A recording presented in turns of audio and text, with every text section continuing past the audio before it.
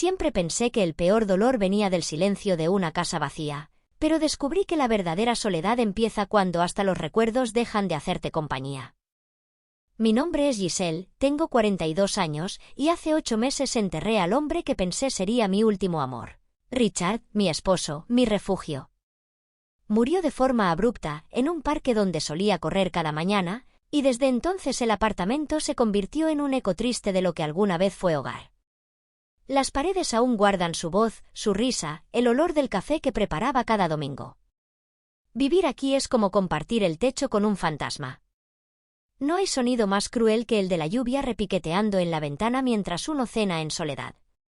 Creí que lo peor ya había pasado, que bastaba con seguir respirando. Pero esa noche lluviosa, cuando recibí la llamada de Tomás, el hijo mayor de Richard, que había estado años lejos, supe que el destino aún guardaba sus propios planes para mí. Me pidió quedarse un tiempo. Y aunque dudé, algo dentro de mí, quizás el deseo de no sentirme tan sola, me hizo decir que sí. No imaginaba entonces que al abrirle la puerta, estaba dejando entrar mucho más que a un huésped. Tomás llegó un martes por la tarde, justo cuando el cielo parecía haberse rendido y la lluvia caía sin intención de detenerse. Al abrir la puerta, por un instante, lo confundí con Richard. El tiempo había hecho su trabajo, ya no era el joven serio y distante que apenas saludaba en las reuniones familiares. Frente a mí estaba un hombre de mirada firme, hombros anchos y una presencia tan imponente como inquietante. «Gracias por dejarme quedarme», Giselle dijo, sin llamarme señora como solía hacerlo. Su voz tenía un tono diferente, más cercano, más adulto. Me limité a asentir, escondiendo la punzada de nostalgia que me cruzó el pecho. Durante los primeros días compartimos los espacios comunes con cautela, como si cada encuentro casual fuera un riesgo. Yo salía temprano a la galería donde trabajo y él se quedaba en casa, revisando ofertas laborales o estudiando. Las conversaciones eran cortas, casi mecánicas, pero no incómodas. Lo que sí era palpable, incluso en el silencio, era esa energía invisible, esa especie de campo magnético que hacía que me sintiera observada aunque no lo viera. Una noche, mientras cenábamos, le pregunté cómo había sido su vida en París. Me miró unos segundos antes de responder. Solitaria, pero necesaria. No supe qué decir. Entendí que compartíamos más de lo que creía, ambos habíamos aprendido a convivir con la ausencia. Conforme pasaban las semanas, Tomás se fue relajando, y yo también. Había algo en su forma de caminar por el apartamento, en cómo preparaba el café por las mañanas, que me resultaba familiar y extraño al mismo tiempo. Una mezcla incómoda de ternura y desconcierto. Una tarde, mientras limpiaba la cocina, sentí que se acercaba por detrás. «Déjame ayudarte», dijo, casi en un susurro. Sus manos tocaron las mías por un segundo eterno. Fue un roce accidental, insignificante quizás, pero mi cuerpo lo sintió como un relámpago. Me retiré rápidamente, inventando cualquier excusa para salir de ahí, y me refugié en el baño. Cerré la puerta y me quedé frente al espejo, observando mi rostro enrojecido, mis ojos brillantes. No era normal. No debía ser normal. Pero tampoco era mentira. Esa noche no pude dormir. Recordaba su voz, el calor de su cercanía, la forma en que sus dedos tocaron los míos. Me sentía atrapada en una contradicción sin salida. El hijo de mi esposo estaba despertando en mí emociones que creí enterradas con Richard. ¿Era soledad? ¿Era deseo? ¿Era locura? Al día siguiente evité mirarlo directamente. Me fui más temprano al trabajo, fingiendo tener una reunión. Pero al regresar, al entrar al apartamento y encontrarlo ahí, sin camisa, trabajando frente a la computadora con el ventilador girando lentamente, supe que ya no se trataba solo de evitar. Se trataba de resistir. Y por primera vez, no estaba segura de querer hacerlo. A partir de aquella tarde, algo cambió entre nosotros, aunque ninguno de los dos lo reconociera. Era como si el aire dentro del apartamento se hubiera vuelto más espeso, más cálido, más consciente.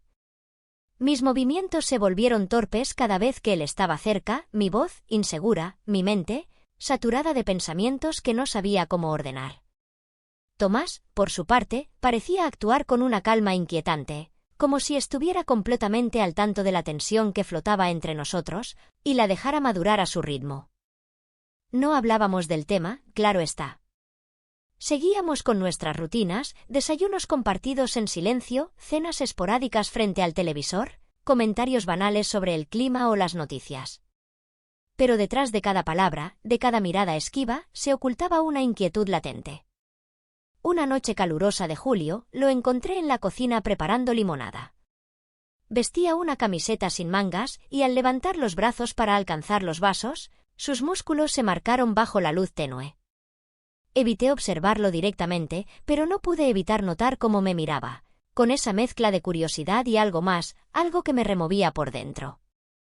¿Te gustaría probarla?, preguntó ofreciéndome el vaso.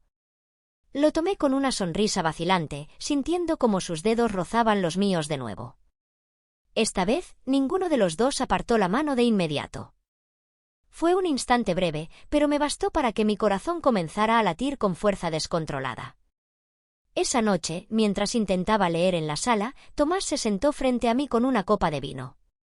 Me habló de su infancia, de lo poco que recordaba de su madre, y de cómo siempre había sentido que Richard vivía dividido entre dos mundos. Yo lo escuché en silencio, sintiendo que, por primera vez, estábamos compartiendo una herida. A veces siento que nunca pertenecí a ningún lugar, dijo con un suspiro. Y quise responderle que yo también, que desde que Richard murió me sentía como un adorno fuera de sitio en mi propia vida. En lugar de eso, le ofrecí una sonrisa triste. Cuando se levantó para guardar la copa, pasó junto a mí con lentitud y sin decir palabra, rozó suavemente mi hombro. Fue un gesto simple, casi inocente, pero la electricidad que dejó en mi piel me acompañó hasta la madrugada. Me sentía dividida, parte de mí quería detener esto antes de que se saliera de control, la otra parte deseaba dejarse llevar. ¿Qué me estaba ocurriendo? ¿Era posible que el duelo se transformara en deseo?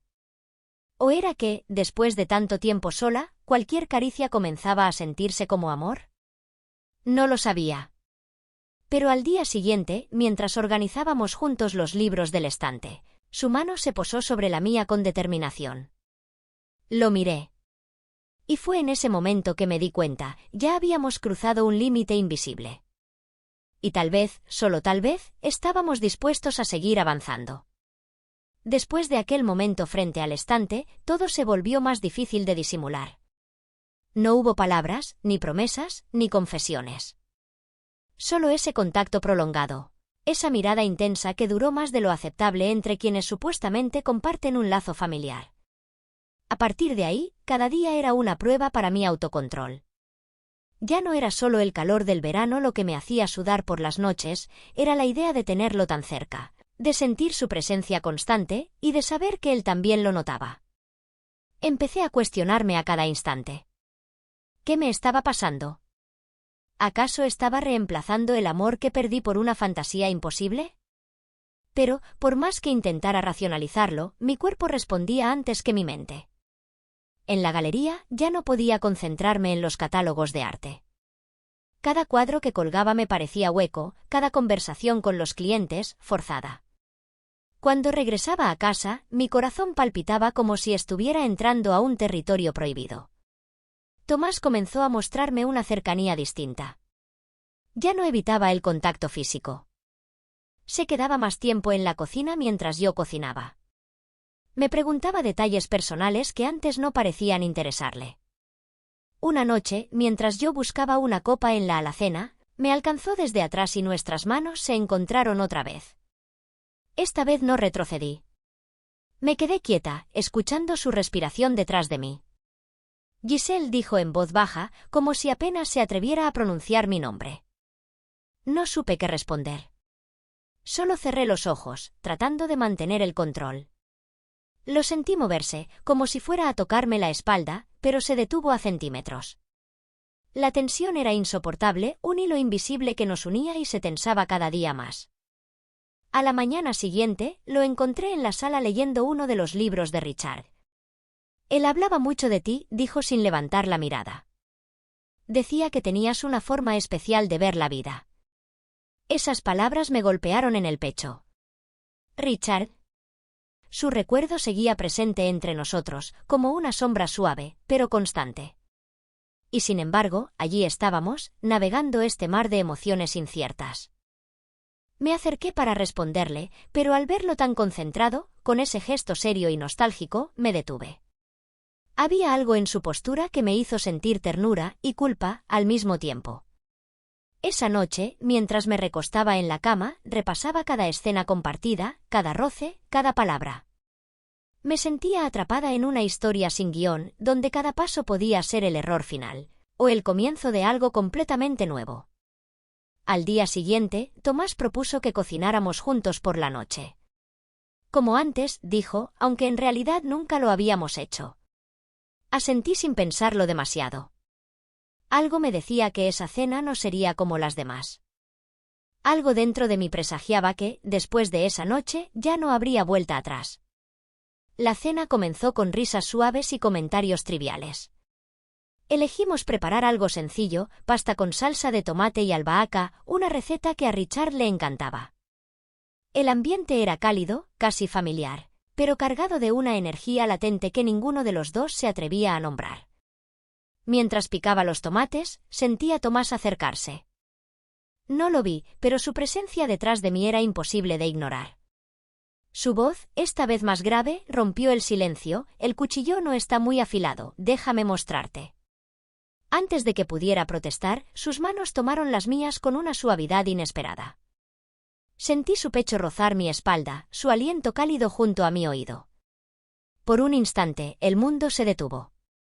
El ventilador zumbaba en el fondo como si intentara apagar el fuego que crecía entre nosotros, pero era inútil.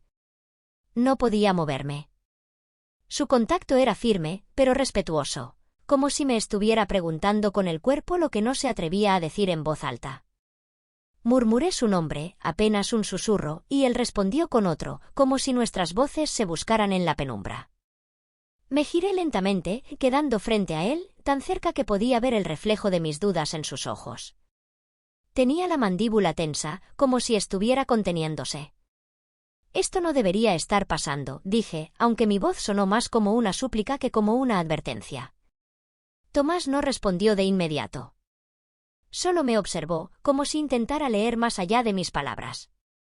¿Y si no importa lo que debe o no debe pasar? ¿Y si solo importamos nosotros?, dijo finalmente, con una calma que me desarmó. Mi mente gritaba que diera un paso atrás, que detuviera todo, pero mi cuerpo no respondió. Me sentía suspendida en un instante tan delicado como un cristal a punto de romperse. Quise hablar, buscar razones, construir barreras. Pero cuando sus dedos acariciaron mi mejilla, supe que las defensas se estaban derrumbando una a una. No hubo beso. No esa noche. Pero el silencio que compartimos fue más íntimo que cualquier caricia. Cuando la cena terminó, recogimos los platos en silencio.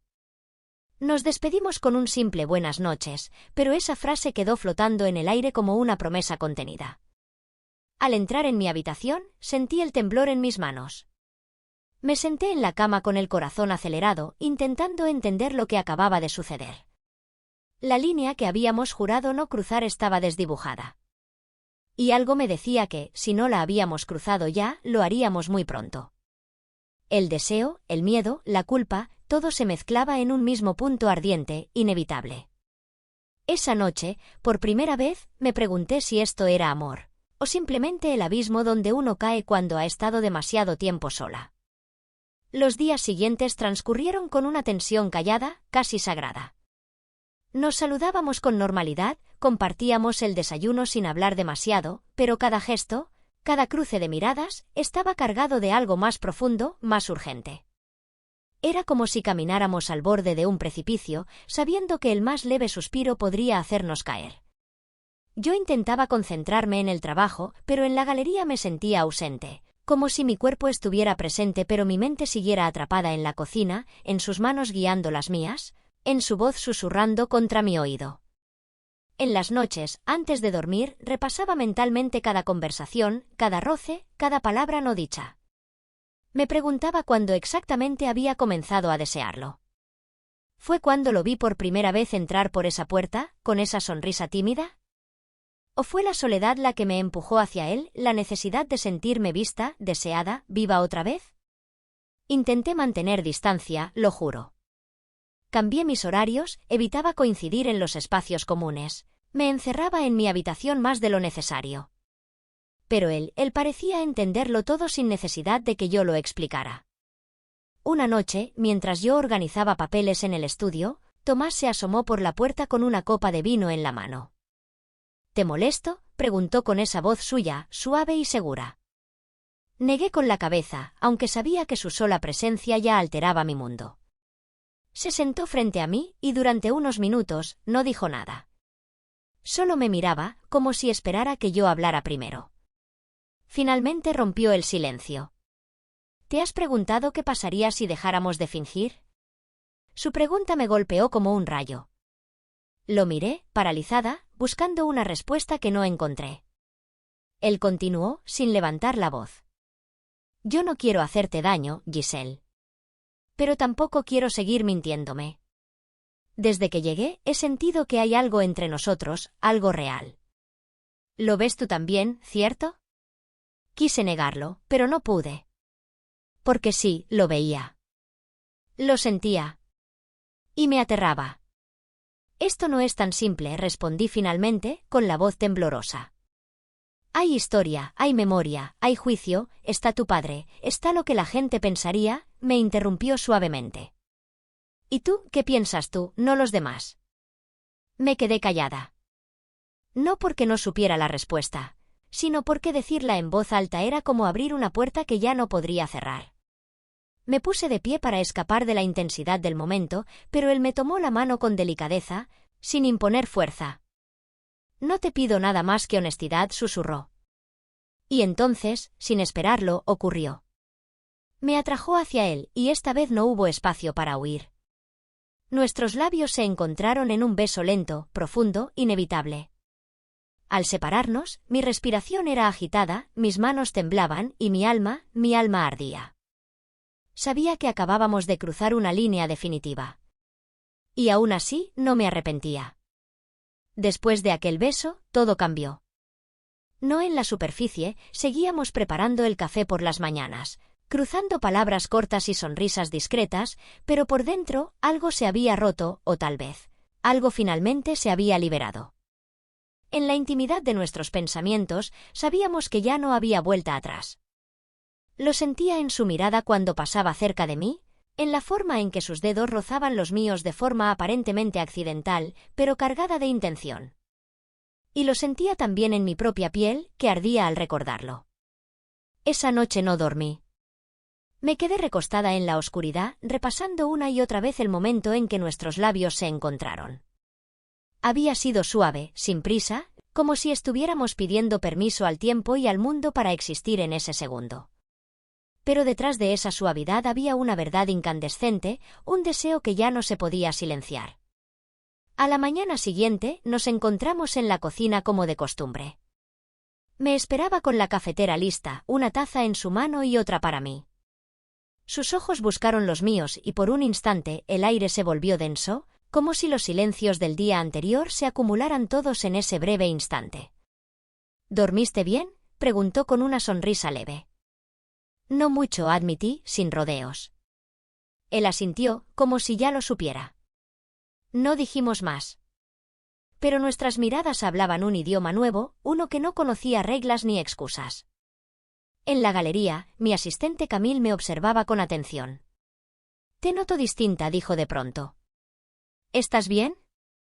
Me limité a asentir, aunque por dentro se desataba una tormenta. Me aterraba que alguien pudiera notarlo, que el cambio en mi energía, en mi rostro, en mi voz, delatara lo que estaba ocurriendo dentro de mí. Esa noche, al volver a casa, lo encontré en la sala, leyendo. Al notar mi presencia, cerró el libro y me dedicó una de esas miradas que me hacían sentir desnuda, no en el cuerpo, sino en el alma. ¿Podemos hablar?, preguntó. Asentí y nos sentamos uno frente al otro. Sé que esto no es fácil, comenzó. Pero yo no vine aquí a desordenar tu vida. Vine a reconstruir la mía. Y sin quererlo, te encontré en medio de ese proceso. Yo lo escuchaba con el corazón latiendo tan fuerte que sentía que él podía oírlo. No sé qué es esto que sentimos, Giselle dijo. Pero sí sé que no quiero seguir pretendiendo que no está ahí. Lo miré, con miedo, con deseo, con mil dudas. Y sin embargo, cuando se acercó, no lo detuve. Su frente tocó la mía, y en ese silencio compartido entendí que nuestras decisiones estaban a punto de enfrentarse a todo lo que habíamos evitado hasta ahora. Justo entonces, sonó mi celular. Era Charlotte, la hermana de Richard. Quería venir al día siguiente a buscar unas cosas del apartamento. El mundo real golpeaba la puerta y por primera vez me sentí verdaderamente expuesta. Colgué la llamada con las manos frías y la garganta seca. Charlotte vendría al día siguiente por la tarde, y de pronto todo lo que había intentado mantener oculto parecía estar en peligro de salir a la luz. La sola idea de que ella pudiera entrar en este espacio, en esta casa que había sido de su hermano, me hizo sentir como si un abismo se abriera bajo mis pies. ¿Y si notaba algo? ¿Y si intuía, como ya lo había hecho Camille? Me puse de pie de golpe y comencé a recoger con desesperación cualquier rastro de lo que Tomás y yo habíamos compartido en los últimos días. Quité la segunda taza del escritorio, doblé una camiseta suya que aún tenía mi perfume. Abrí las ventanas para disipar el aire denso de las noches compartidas. Tomás apareció en medio de ese caos, con el ceño fruncido. «¿Qué estás haciendo?», preguntó mientras se acercaba. «Charlotte viene mañana, no puede ver nada fuera de lugar», dije casi sin aliento. Él se acercó más, me tomó de los hombros con firmeza pero con ternura. «¿De qué tienes miedo exactamente, Giselle, de ella o de ti misma?» Me quedé en silencio. Quería decirle que era de todo. De la mirada de Charlotte, sí, pero también de mi reflejo en el espejo, de esa mujer que estaba rompiendo todas las reglas que ella misma había defendido durante años. Esa noche no dormí en su cama ni él en la mía. Nos separamos con un beso leve en la mejilla, como si ambos supiéramos que había llegado el momento de enfrentar lo inevitable. Al día siguiente, recibí a Charlotte con una sonrisa forzada y el corazón encogido. Su presencia, su voz, todo me recordaba a Richard. Recorrió la casa sin sospechar nada, preguntó por la galería, me habló de su trabajo y de sus hijos. Por unos minutos, todo pareció volver a la normalidad. Pero al entrar a mi habitación, su mirada se detuvo en una fotografía enmarcada, una donde salíamos Richard, Tomás y yo, tomada años atrás. No dijo nada, pero sus ojos se posaron en mí con una curiosidad silenciosa que me estremeció. Al despedirse, me abrazó con más fuerza de lo habitual. «Cuídate, Giselle». «Se te nota cansada», murmuró. Asentí, sintiendo que esa frase tenía un peso mucho mayor del que aparentaba. Cuando se fue, me desplomé en el sofá. Mis nervios estaban al límite y mi alma, desgarrada entre la culpa y el deseo. Tomás llegó poco después. Me miró sin decir una palabra y se sentó a mi lado. «Esto no puede seguir así», dije al fin, apenas un susurro. Él bajó la mirada. «Lo sé». En ese momento, sentí el vértigo de lo que significaba decidir. ¿Podíamos construir algo real con tantos fantasmas entre nosotros? ¿Podía el amor florecer en medio del tabú y la memoria? Aún no tenía respuestas. Solo sabía que ya no podía seguir huyendo de ellas. Hoy, mientras miro el mar desde la pequeña terraza de nuestro departamento en Marsella, comprendo cuán lejos he llegado. El viento huele a sal y a nuevas oportunidades, y por primera vez en mucho tiempo, respiro sin miedo.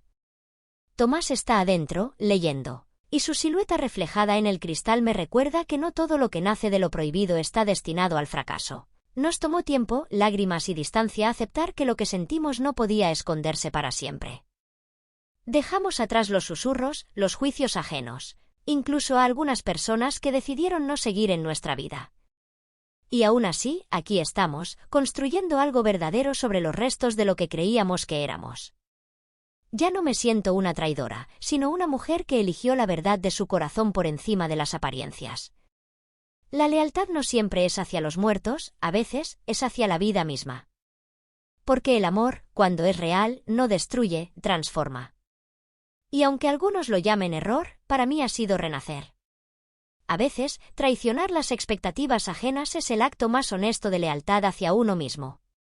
Y en esa traición, florece la posibilidad de empezar de nuevo.